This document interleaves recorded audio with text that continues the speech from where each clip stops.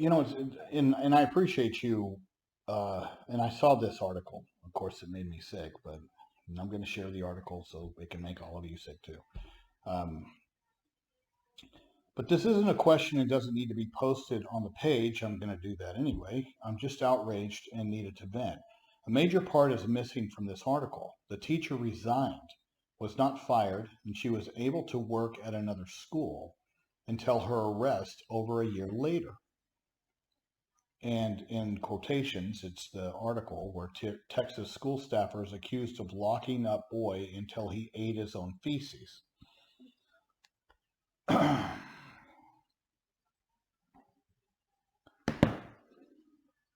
Guys, let me tell you a few stories, okay? I'd have to say the some of the most heinous stuff that I've had to troubling stuff is there was a teacher that she had a bathroom in her self-contained unit, and as a disciplinary tool, she would frequently lock students in the bathroom as a timeout or as a punishment. And so she locked a nonverbal autistic boy in there, and then forgot about him. So did the Paris.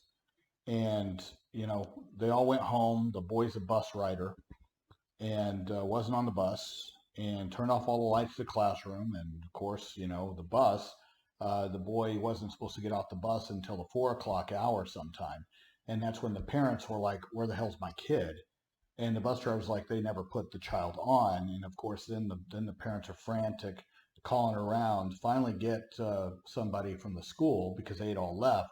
All the lights of the school were off. Nobody was there. And they had to go back up there, open the school up, and went back into that teacher's classroom to find the child still locked in that bathroom. And, what he said was school bus.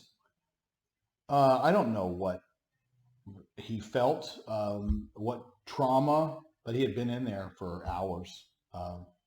I don't know. I mean, nobody was there, so we have no idea. You know, but the callousness, and of course, in that situation, they permitted her to resign, and then she ended up getting a job in a school district right across the border in another state, and where the parents were none the wiser. I had no idea that what had occurred just earlier, about an hour south. And because of how union rules are, and their privacy rights that mean more than your child's rights, their right to a job means more than these infractions or these things that they do to harm, hurt, injure, maim, destroy children. Now, by and large, guys, we have great teachers out there. These are isolated incidents in my viewpoint. Okay, so let me be very clear about that. And I appreciate our great teachers and administrators out there. All right, I'm not poo-pooing on them. All right, this is an isolated set of stories that, of course, when you read about them in the news, very salacious. But I can tell you that there's more of these that happen that you never hear about because they're done quietly and they're done without media attention. And some of them don't need media attention because they're handled in the only way that they can be handled. The other problem is that most of the states have given educators such broad immunity, like strong immunity from lawsuits, to where, and then not only that, is there's other laws on the books that permit a certain amount of disciplinary action and force used on children to where that immunity, separate from these other laws that are on them, some of them are very old, but they're still there, allowing for a certain amount of physical force to be used by teaching staff in order to control their classroom and in order to manage the classroom. Well, this, coupled with this immunity, makes it almost impossible to hold these people accountable that are doing really bad things. I mean, you're talking about, in order to overcome these immunity problems, it's a standard of near impossibility to where the actions would have to shock the conscience of and then standards like deliberate indifference. And when you have things, quite frankly, in our society that are so ass backwards and so just, we're constantly surrounded by the insane, to the point where what shocks the conscience anymore? I mean, the craziness is so pervasive that, and then not only that is whose standard. And most of the time it's a federal judge. And if you get the wrong federal judge, it tends to be, let's say, pro-education, which you would think that would be conservative judges, and it's not. It's the opposite. It's fascinating. And believe me, I know that some of you are like, oh, James, I know what I'm talking about, guys. I've done this for a long time. I would much rather have a Republican conservative judge ruling on an appellate level on my case than a left-leaning liberal judge. They are just so far, as far as a liberal judge, so more conditioned to believe the institution wouldn't do these things, that the institution is good and we're doing good in the institution, and we just need more money, and people should be given some latitude and forgiveness in these things. Whereas, a Republican conservative judge tends to look at these things as, hey, what the hell are you doing here? Follow the rules. We have rules here. We have a reasonable standard. You're wasting public funds. These funds are intended for this purpose. And that's where, and I argue toward that, guys. I have to keep that stuff in mind. What the political and religious underpinnings of this individual are, because it absolutely controls how they think. So story number 2, same thing. I have a group of kids in the school system that we discovered last school year that where the lead teacher and the aide were locking kids in what they called the quiet room, with the light switch outside. They would turn it off. They would threaten girls in the class to be thrown in to the room with some of the bigger boys if they did not behave. They inappropriately restrained. They would, and I'm also, I don't want to go into all the stuff. Harassment, simple things like taking the bows out of their hair, or changing their clothes during the day because I knew that it would upset the child to change out of the clothes that they loved into, let's say, the clothes that they use for messy assignments or PE or whatever. And it was all done just to antagonize and to harass. I mean, it was cruel. And we proved those things. I mean, those things weren't, anyway. They were allowed to resign. And they're both employed in a neighboring school system. Parents, none the wiser, have no idea in that school that other parents had a completely different experience, and one that's very damaging and traumatizing to their children. Just allowed to resign, and moving on, just as though this never happened. The family gets to deal with it. And the old school district gets to sit there and deal with their mess and have to clean it up. No consequences for the purpose. No consequences. None. Including arrest, because, the local police and the local DA didn't want to do anything about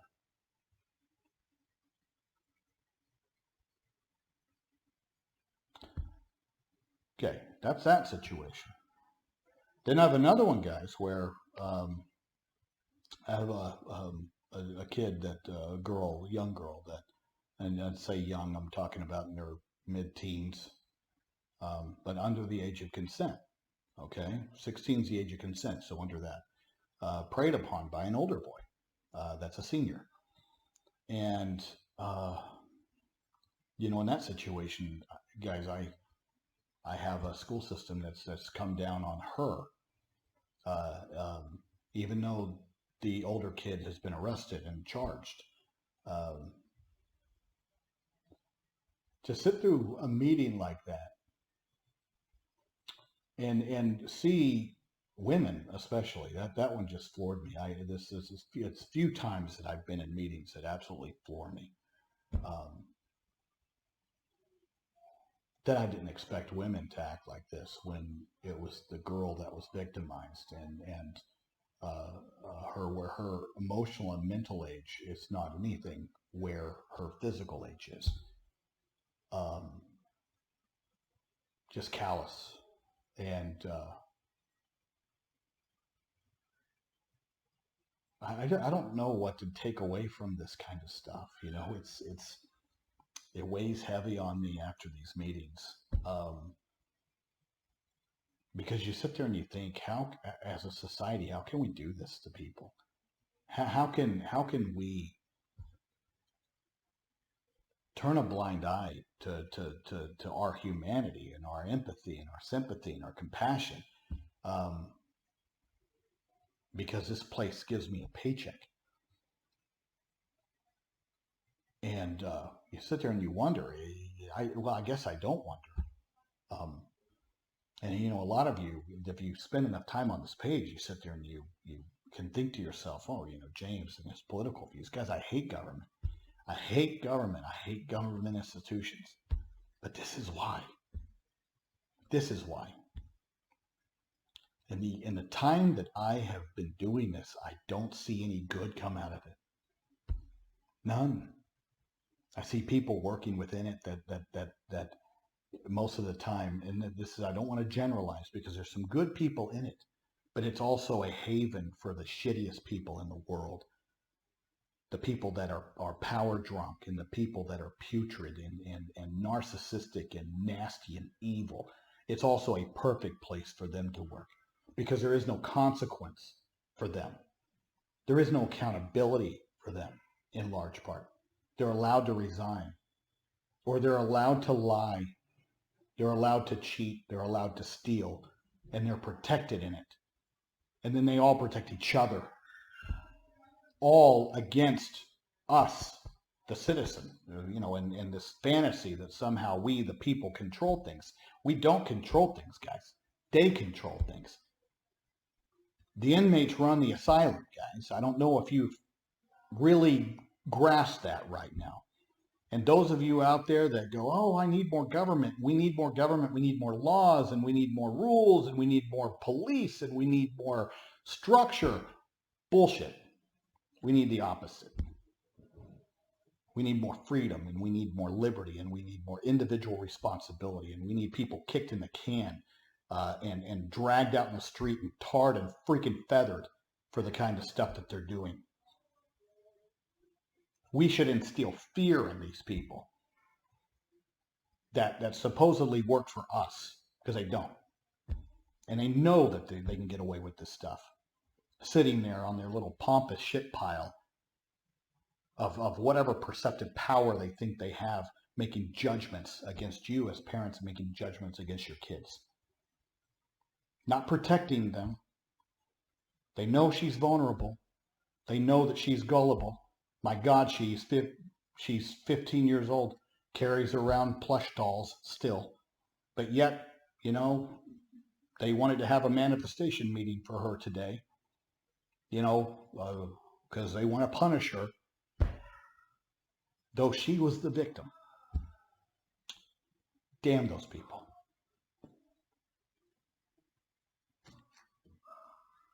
That didn't happen. Goddamn. Sorry, I'm speaking a lot of Italian today, and I do apologize. Damn straight, didn't happen. But that's because I was there, and we didn't allow that to happen. But the consequences, the lack of consequences that exist in our public education system is beyond the pale now. And I can tell you that we've run out largely, run out our predators from the scout program. Even the churches have become wiser, and we've run out our predators and those things preying on children. And like I said, there's great teachers and administrators. I'm not referring to you. And some of you are apologists to some of these bad people because you think you know them. Because I've been in a lot of meetings where we're going, oh, James, she's so good and she's a fine, upstanding Christian lady. And I have to sit there and say, guys, you don't know her. You know who you see at school, but you don't know her. And then I have to be the bad guy to sit there and say, look, I talked to her adult son, and her adult son reported that she used to lock him in a closet until he soiled himself. And so therefore, as a teacher, she thought that that's the same way that she needed to handle and manage her classroom. Now, do you think that she was running around telling everybody at church, as she was singing in a church choir, that she kept her son locked in a closet until he soiled himself? No. These are all things done in the quiet back rooms and nobody knows about. But it doesn't mean that behavior isn't reinforced to where this adult thinks and believes that this is how you raise children. It could be how she was raised. But don't sit there and say that you know your coworkers when you don't. People do freaky deaky stuff, guys, in their own private, personal time. Not everybody, but they're out there, which is why people are flabbergasted sometimes when they read when so-and-so got arrested and charged with whatever.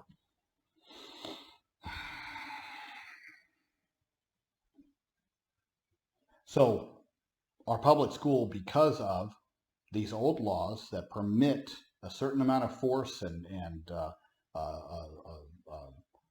punishment in order to control and manage their classroom, along with this very hardcore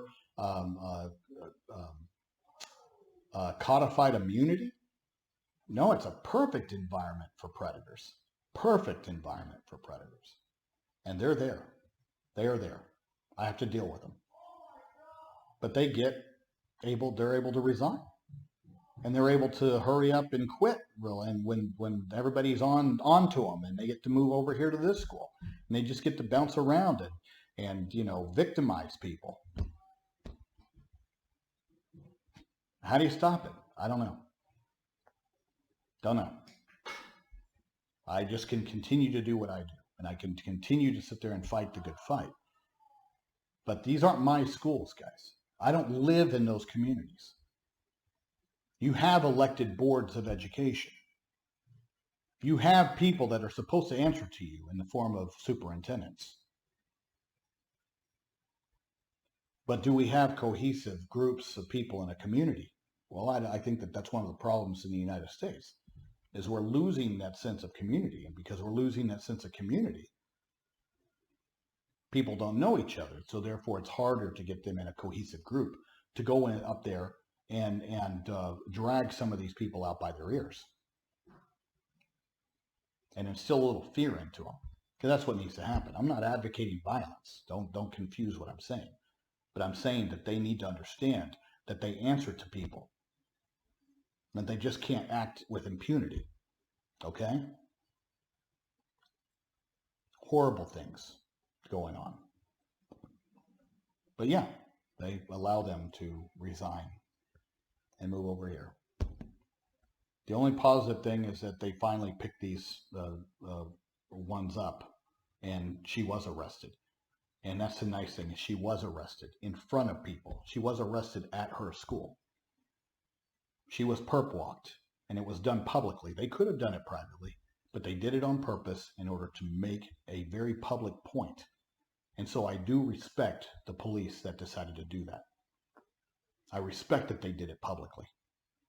That's where this crap stops, is when you have enough of this stuff happen and you see these people trotted out in cuffs during the day.